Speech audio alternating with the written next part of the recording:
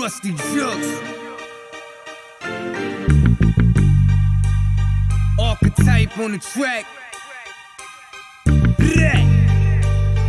What up? Straight to the top. I'm taking it.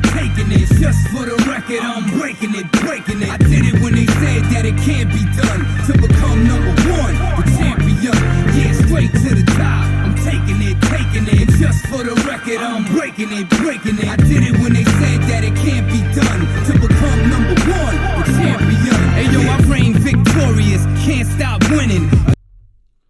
What's going on, guys? It is your boy Beer Gut Plays here, back at it with another episode of the WWE 2K23 MyGM mode. Now, hopefully you guys had a great Thanksgiving.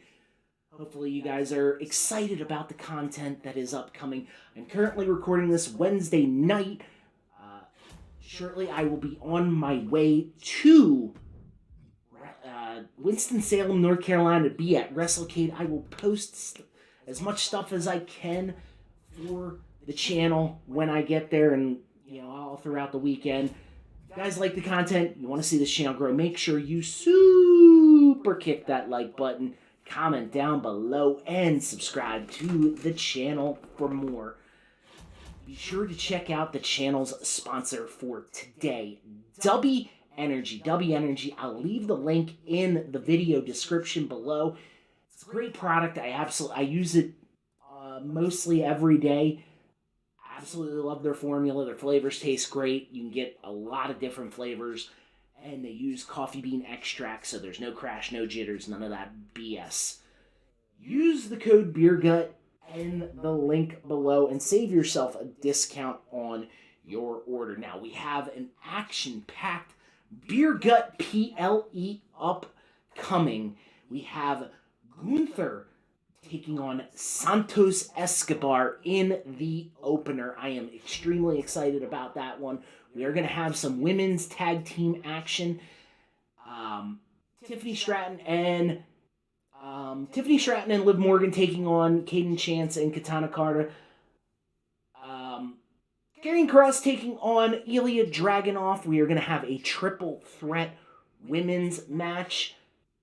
And in your main event of the evening, it is going to be the Rated R Superstar. Whether you call him Corner, Edge, Adam Copeland, taking on Finn Balor, and that is going to be for Finn Balor's WWE Ballooniversal title. Now, I am super excited about that. It's going to be a fun time in this matchup. Let's get this show on the road. Let's start with the opener. Gunther taking on Santos Escobar, and Santos Escobar is making his way to the ring. Absolutely, I think I mentioned this in the last video, which we'll post in the top right-hand corner right here. I absolutely enjoyed Santos' heel turn on Ray last Friday. Now, I will not be able to watch the pay-per-view. I will not be able to watch Friday Night SmackDown because I will be out of town. I do have them. I have Friday Night SmackDown and Collision / Rampage recording. I will try to watch them and the pay-per-view after I watch Monday Night Raw. So just unfortunate that. Really unfortunate because I'm super looking forward to this trip, and guys, I need it. It's been a hectic year to say the least. I'm super excited about it though. So it'd be really cool to just have a few days to myself where I'm not going to work or anything like that. So I'm super excited about that. Santos Escobar, ready to go, gonna be taking on the Austrian Nightmare, Gunther. I'm a huge fan of Gunther's work. I'm not gonna lie, I felt a little indifferent about the name change at first. I'm not even gonna lie to you, not even gonna BS you. I felt like It was kind of lame. It was silly. The Walter name was built up. But as time went on, I saw interviews with Gunther, and he absolutely, took it in stride. Now he is the longest reigning IC champion in history, and I think that's it's well deserved, because I'll say this, he is probably, and I consider him a big man. I might be wrong about this. He might be the best big man in all of professional wrestling today. Again, a little bit of a shocker, but I enjoy his work. I thoroughly enjoy his work. But referee rings the bell, and these two men are about ready to have a war. Gunther with a short arm clothesline out of the gates and a kick. They lock up, and Gunther with the snapmare, the chop to the back, and a kick. Oh, little bit of an opening right there with Santos Escobar with the jawbreaker, and Gunther is in the corner. Gunther with the corner. And, geez, Gunther trying to work over the forearm, but cannot. And bounces Gunther off the ropes, hits the spinning back elbow. And Gunther trying to fire this crowd up, tries to take out the knee, but Gunther blocks it. Forearm smash. Another counter by Santos. Another jawbreaker. Gunther cannot get out of the gate in this one as a third jawbreaker.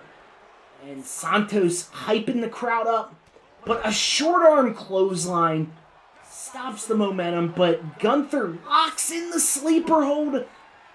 Wraps the legs around the waist of Santos Escobar.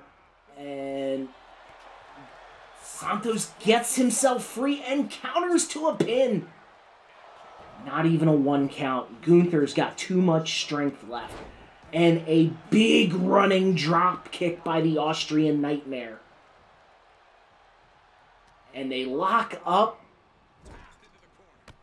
Gunther with the big boot in the corner. Santos has nowhere to go. And Gunther with the stun gun. Counter by Gunther. And Gunther going for it, setting up for the powerbomb and a cover. That is a 3 count. It was a fairly competitive opening match, but Gunther comes out on top.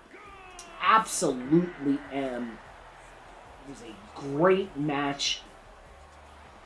I'm going to say somewhere in the 3 to 3.5 star range.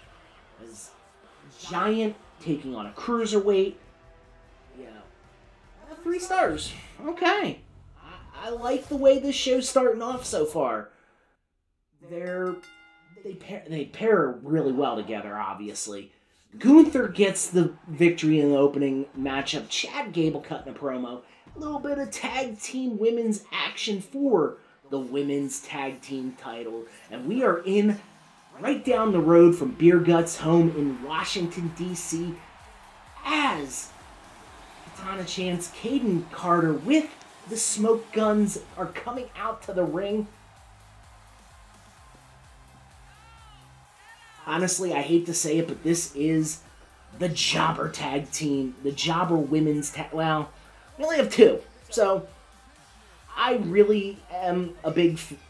From what I've seen with Tiffany Stratton, I'm a big fan. I enjoy her work. I think she is a phenomenal character.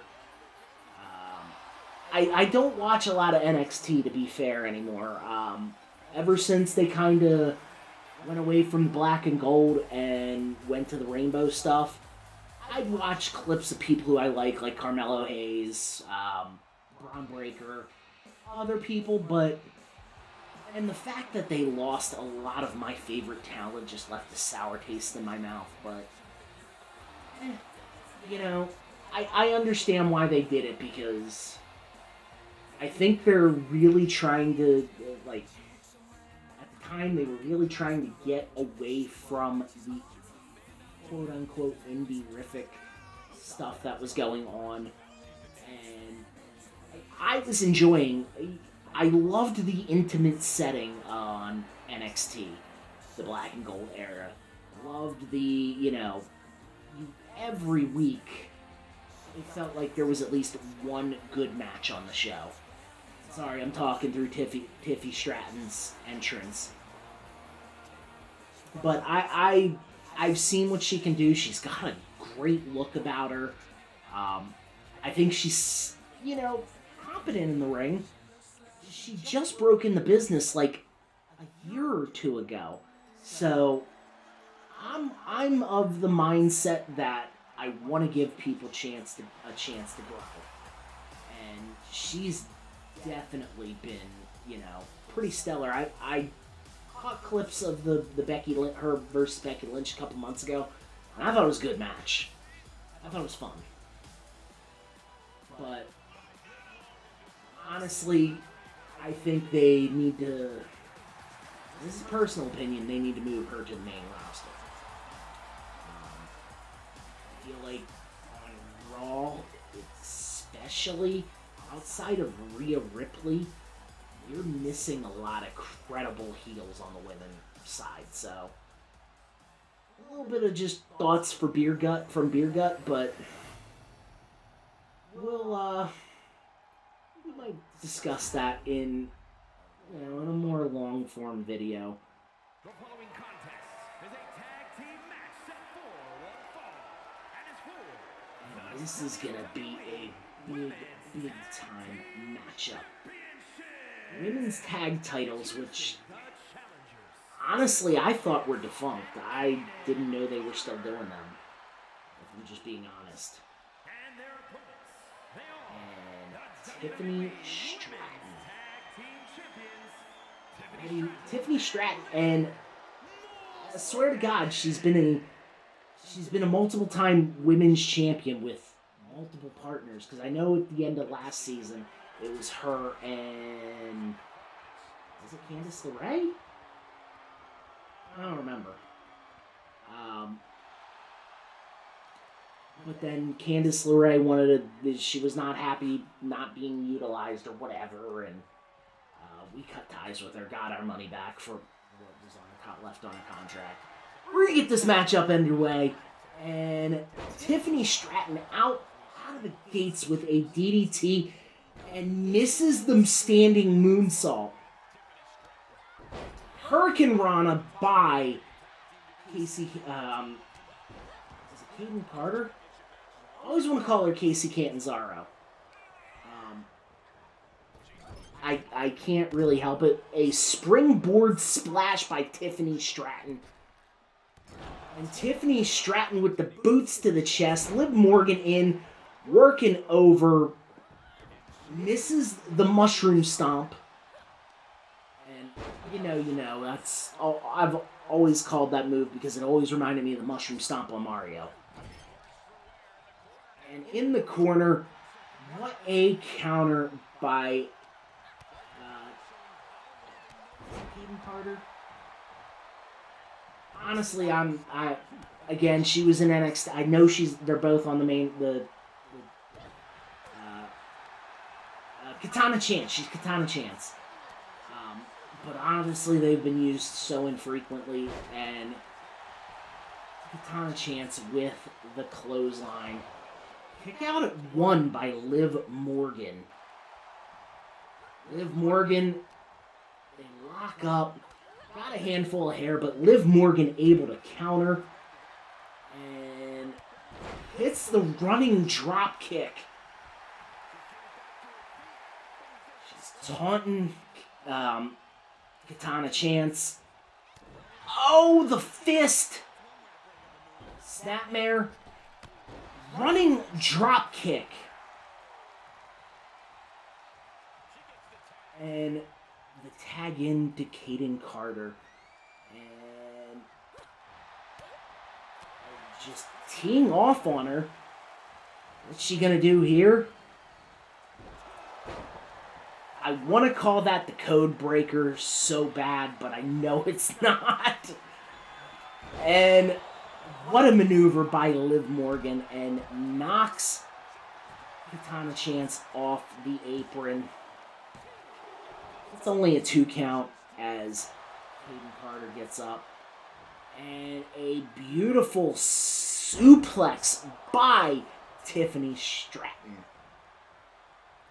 Tiffany Stratton got her up on the shoulders. The Cabbage Patch roll through. Knocks off Katana Chance again, going for the cover. And it is a 3 count. Tiffany Stratton and Liv Morgan, the Blonde Bombshells, are gonna retain their women's tag team titles. In fact, if I remember to do it at some point, I gotta make them a tag team. And I'm pretty sure the Blonde Bombshells has been used in the past, but it's just such a great name. You can't deny it. It fits them so well. They're blonde, they're attractive. It's great. Mediocre match, 2 stars. That's all right. I like that. Here we go. Got another promo with Otis and Wyatt 6 member Karrion Kross taking on Ilya Dragunov. Now, I am a big fan of his. I will look at his clips. I am a huge fan of Ilya Dragunov's. I think he's a phenomenal talent, but it's just, he's just kind of in a position. He's in a great, NXT, he's being utilized properly. I know he's their current champion. I don't want to see him go to the main roster as I'm talking over Karrion Kross's entrance. I've mentioned in the past, Karrion Kross, I am a huge fan of his. I know a lot of people don't particularly care for his slow and brooding style, but I personally love it. I think it is it's such a change of pace from, let's be honest, Karrion Kross, I felt like he had a decent run on the indies. I was really enjoying his run in Impact until, him and Scarlett both left there. I was enjoying what little I saw from him from on Lucha Underground as White Rabbit. I thought it was good. And I thought his NXT run was great. He went on this ridiculously long, undefeated streak, and I don't know if that can be replicated. And then he got called to the main roster. They tried to put the Ron Simmons Farouk helmet on him, and it did not work. And then he went, and he got released at the worst time. When he got released, COVID and all that stuff. I think I've read reports, and honestly, I don't know how true they are, but I've read the reports that were saying he could be in line for a big push in 2024. Triple H is going to try and rebuild him. I hope he does. Ilya Dragunov on his way to the ring. Now, I've seen a little bit of his work when he was in NXT UK before that. And it got canceled because everyone knows the global pandemic shutdown. I'm happy that he's finally over here in the United States and he's getting the recognition he deserves as your current NXT World Heavyweight Champion. I think it's a perfect spot for him. And like I mentioned a few minutes ago, I think I want to see him on the main roster because, the mindset for the longest time was the main roster, you make more money, you yada, yada, yada. But honestly, with the main roster being so, log jammed at the moment, I don't think it would be beneficial for them. But Beer Gut's been wrong before, so I guess we'll see what happens. And Ilya Dragunov is ready to have a fight with Karrion Kross. Absolutely love the thought of this matchup. I think it could be phenomenal. I think these two guys will bounce off each other really, really well. Again, I think that it's just going to go really well for these guys. Karrion Kross, Ilya Dragunov, and they lock up, and Ilya with a, would you call that a hammerlock suplex? Kross gets the counter, and they lock up. Kross, Alabama Slammer. Throw back to hardcore Bob Holly. And now Kross working over the legs in that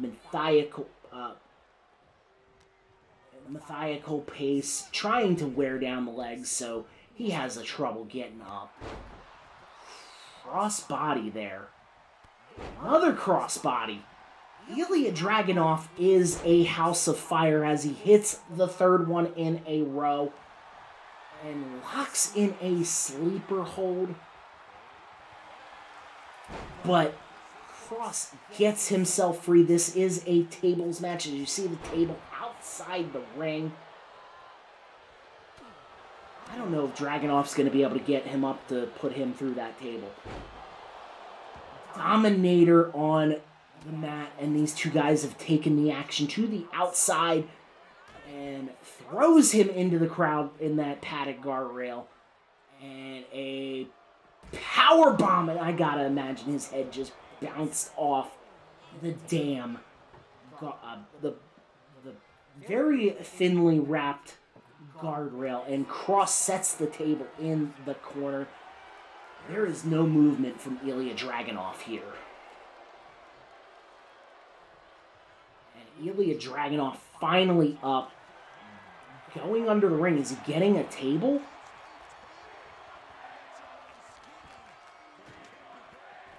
Slides it in the ring.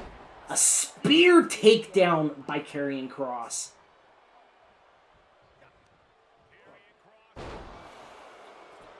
Doomsday Saito. And these two guys are just straight going at it. And got him up. T-bone suplex through the table, and it is over. Karrion Kross is your winner. I don't think this was a bad match for kind of a late-minute addition to the card. I was kind of trying to figure out where I should put who. And I felt like Kross deserved a pay-per-view match for one reason or another. This was recorded almost, I did the original gameplay over a month ago.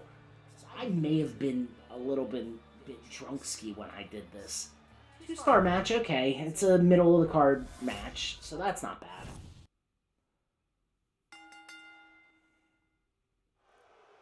Alright, that's fine. Joe Gacy gonna cut a promo for us.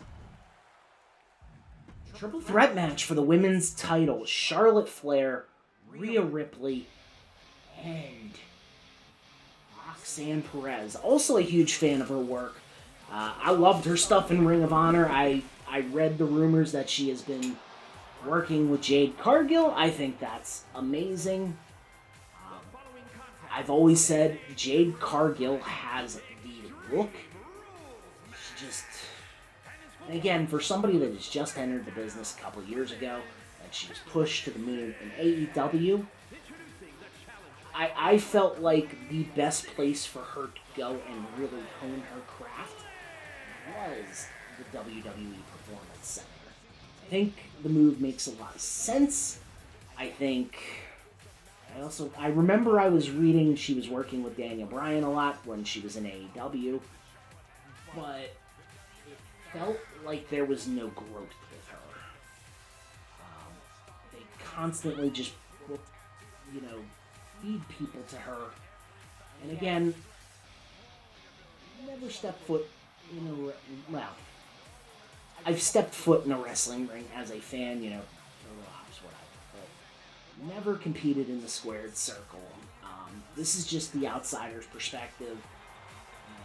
I felt like, for her to grow in AEW, she needed to be put in longer matches. It was the same thing with Goldberg in 90s, 98-ish. Goldberg should have been... Goldberg should have been usable. His longest match in memory, if memory serves me correctly, was against Perry Saturn. And was it sold out? My memory's a little hazy on that one, but Roxanne Perez on her way to the ring. She's a little spark plug. I absolutely enjoy her work. I think she's just such, and I feel she's underrated in the ring. It's another one that, she's so young. I don't even think she's 25 yet. She just gets it.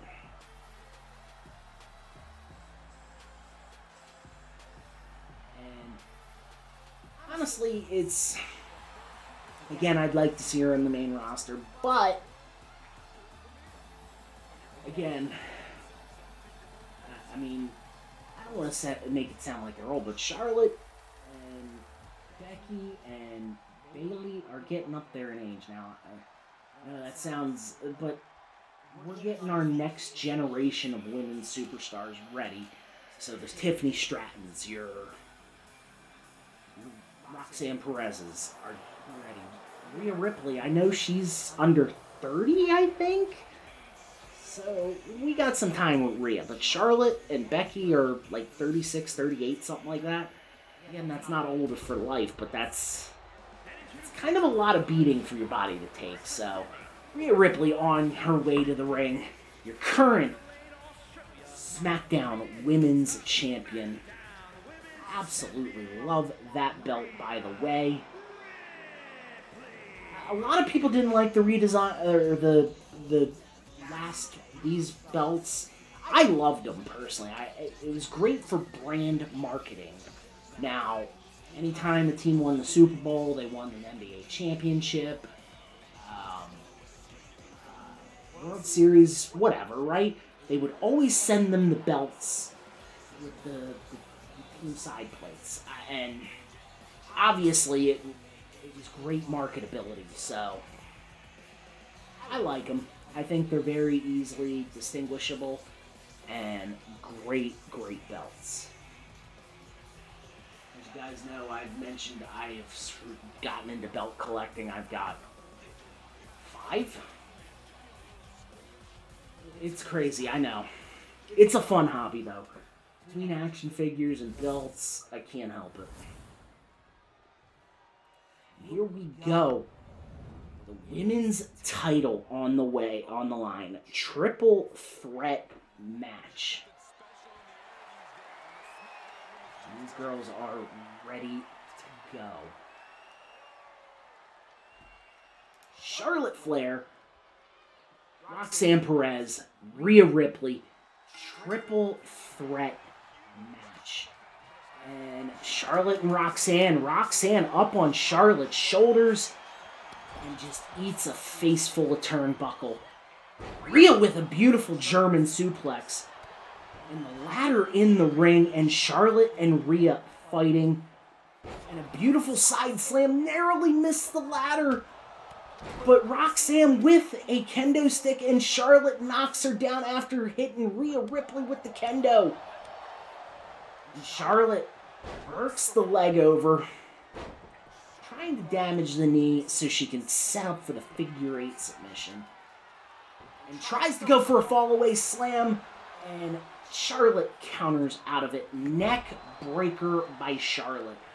These three women are just having a awesome start to this matchup, and I'm enjoying it. Roxanne Perez gets the weapon she brought into the ring.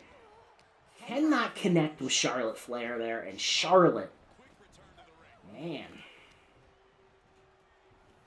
and working over the back of little Roxanne Perez. And now Rhea Ripley teeing off on Charlotte, working over the ribs. Charlotte finally gets out of the way. Charlotte grabs this kendo, but Roxanne Perez cutting her off. Russian leg sweep. And working over, fist to the face of Rhea, breaks it up with the kendo stick. Rhea Ripley shoots Roxanne to the ropes. Uh-oh. Got her caught up on the ropes and hits a front slam. Charlotte Flair with a super kick and slamming the head of Rhea Ripley. And now going for a cover. Not even a 1 count. They lock up center of the ring. And a forearm to the back of Charlotte Flair. Roxanne grabs another weapon from the outside. I guess that's gotta kind of be an equalizer for her. And Charlotte with the vertical suplex. And a neck breaker by Roxanne Perez on Charlotte. Uh-oh. Oh, God, a face buster to Rhea Ripley. Going for a cover. Charlotte Flair breaks up the pin. What's Charlotte gonna do? Works. Puts the elbow to the knee. Wow. This might be the match of the night. Neck breaker. Uh-oh. Rhea's got Charlotte up on her shoulders. Oh, that can't feel good. Roxanne Perez taking advantage and going for the cover as Rhea Ripley rolls to the outside. Uh-oh. Counter by Charlotte. Counter the chop. And a spear takedown by Rhea Ripley. What's Roxanne gonna do? She just spent a whole 30 seconds running around. Oh, Rhea missed the dive to the outside. Oh my God. That is terrible. That did not feel good for the tailbone right there. And now Rhea is working over the back and Charlotte on the outside. It's tossed back. Rhea's tossed back into the ring. Charlotte takes down Roxanne Perez. What's Rhea Ripley thinking here? Grabs the table. Sets it in the corner. Somebody's going through a table, but who is it gonna be? Backdrop suplex on the ladder. Misses the dive again. Holy crap.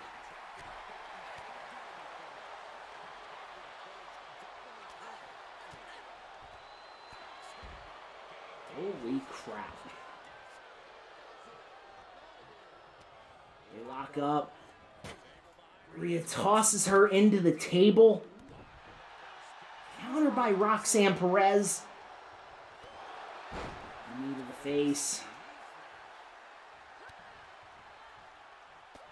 Counter on the DDT on the front face lock. Throws her back into the ropes. Uh-oh, Roxanne Perez, little Roxy going through the table. Defeat. Charlotte, what are you doing? Go for the cover. Oh my goodness. Why?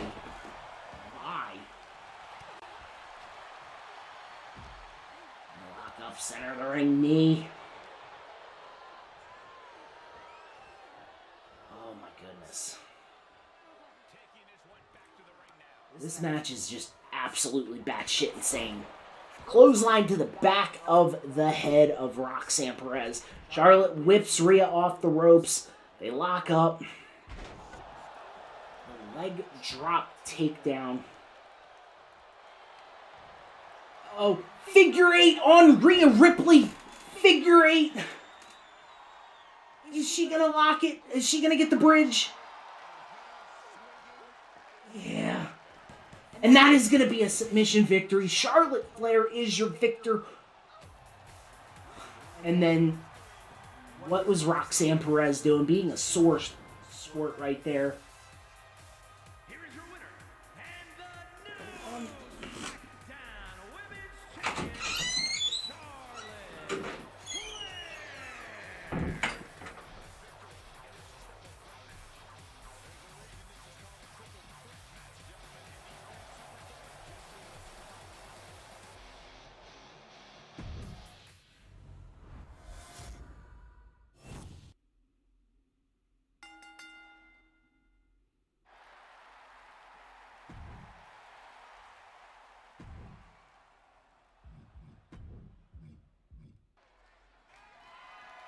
The following contest is a last man standing match and is for the WWE Universal Championship.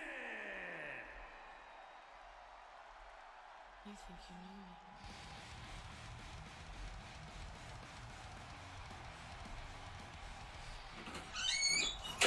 me? Oops, sorry about that, guys. We are back. Main event time.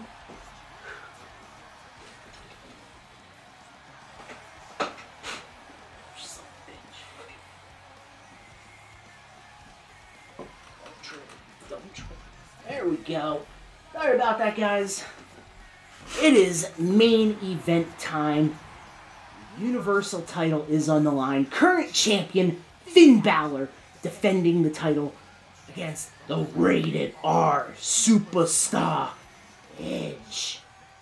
As you guys can see, I am wearing a Soda Still Rule t-shirt on Mr. Adam Copeland's Pro Wrestling Tees store. I thought it was cool.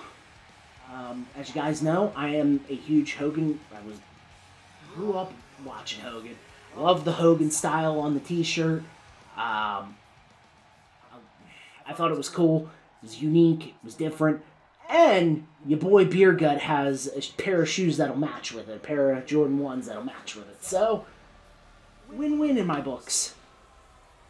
And Judgment Day, Finn Balor is on his way to the ring. Universal Champion.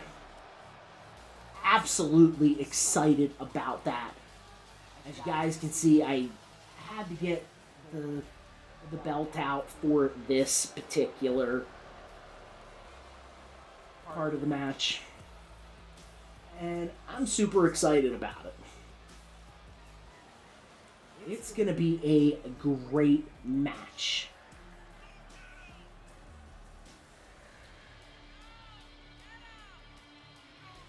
I'm ready for this. I think these two, the feud went a little too long for my liking, but I felt like they had great chemistry. I felt like they could have been it could have been. I felt like the Edge versus Judgment Day thing went on a little bit too long in my eyes. Again, that is just my opinion.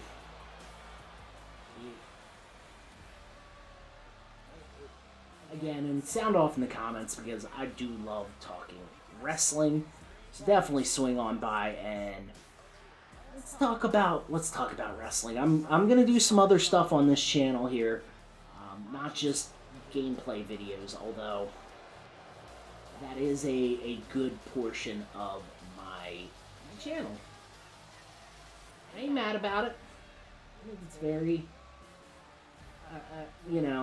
I enjoy and I think I mentioned this, we're on episode 31 now, I think. I enjoy the creative aspect of MyGM. Now, I wish it would go a little bit deeper, but I'm fine with it. Introducing the challenger from Toronto, Ontario, Canada. Weighing in. Challenger, the rated R superstar, Edge. I don't know how I feel about short-haired Edge as a wrestler. I remember when he was, inactive and was doing various roles and stuff, he had a little bit of short hair going on, but I don't know how I feel about it. Here he is, Finn Balor.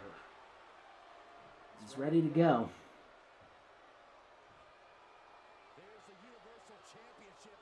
And the champ is handing the belt over to the referee.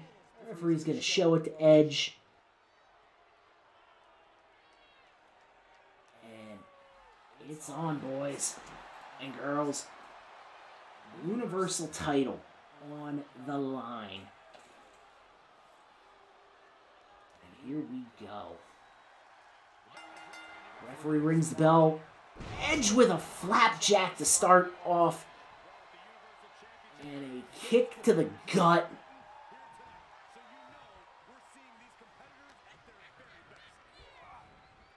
Throws Finn off the ropes. They bump shoulders. Finn Balor with a beautiful hip toss to take him over. And then Edge locks up. Suplex. Edge gets out of it and takes out the knee of Finn Balor. DDT. An elbow drop right to the heart of the Demon King, Finn Balor. Judgment Day's Finn Balor. And working with the headbutts, Edge. The ref's giving the count at 3. Edge gets a kendo stick. Trying to get Finn up. Edge showing no mercy. Works over the gut of Finn Balor. And tosses it to the side. It's broken.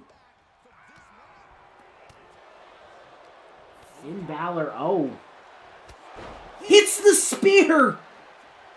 The spear! Edge going to the outside. Gonna grab another weapon just in case Finn Balor is not finished yet. He has got a steel chair.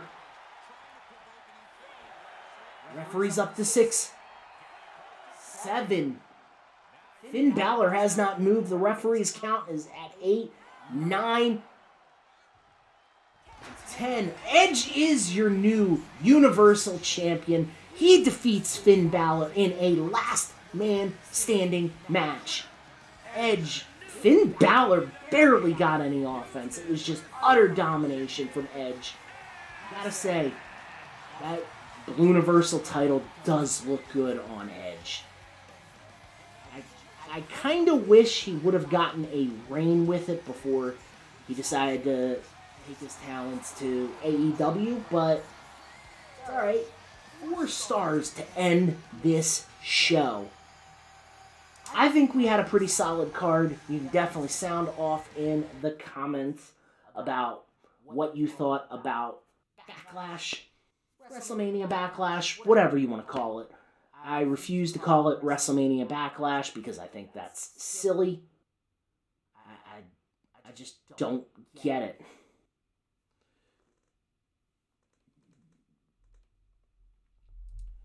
Well, guys, that is going to be the end of the episode. Unfortunately, I don't think I got all of the footage for the match, or for next week's match card. So you guys will be surprised to see what the next matches are gonna be. Now, guys, I hope y'all enjoyed it. I had a lot of fun recording this. Like I said, recording this shortly before I go to WrestleCade. It will be dropping on Sunday while I'm at WrestleCade.